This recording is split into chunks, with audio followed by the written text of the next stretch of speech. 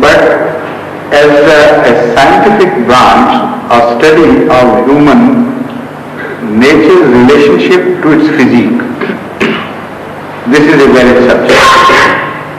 And it has authority from Hazrat Muhammad Mustafa Sallallahu Alaihi Wasallam himself. The study of one's features and to find out what sort of man is within. The study of feet and particularly sole of feet, and to declare whether this son belongs to a certain father or not. All these things have their roots in traditions and are also very logical and rational. So physiognomy is also a subject in which, by studying the features and expressions of eyes, etc., you understand the type of man he is. So when you meet a corrupt man, it is not at all difficult to find out.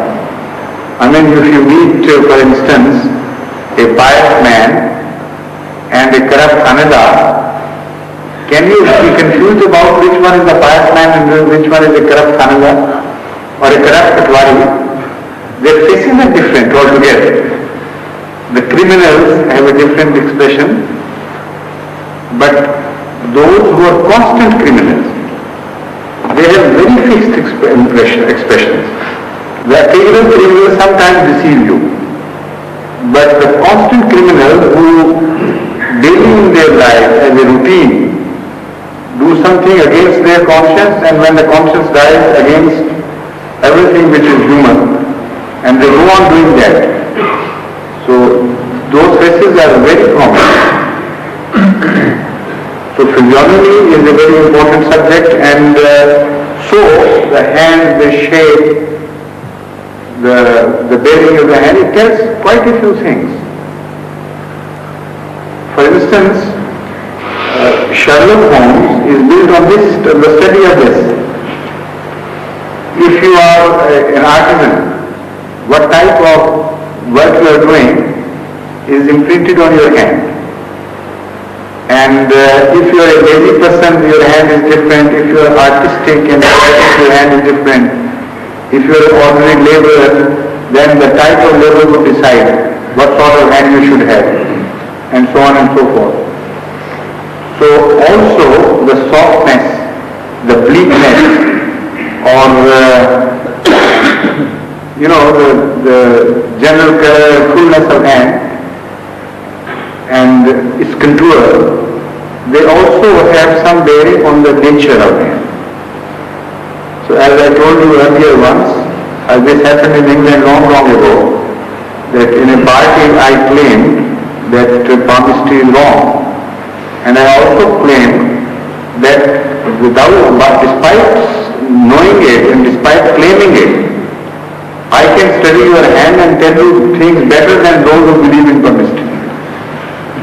So one of them, Mr. Ian Call, who is now in BBC, some higher, he was also present in the party. And people started saying, let's read Maharaj, and almost after I read half, they started crying and shrieking and saying, oh, stop it, and it's enough. Because I knew them, and I knew their hand and the character, and it was not difficult at all. In fact, it was not just a lonely hand, because I had talked to them for a while. We were together in the party.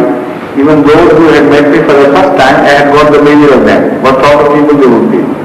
And then I judged things, and sometimes I said things in equivocal terms, which were both ways and so on.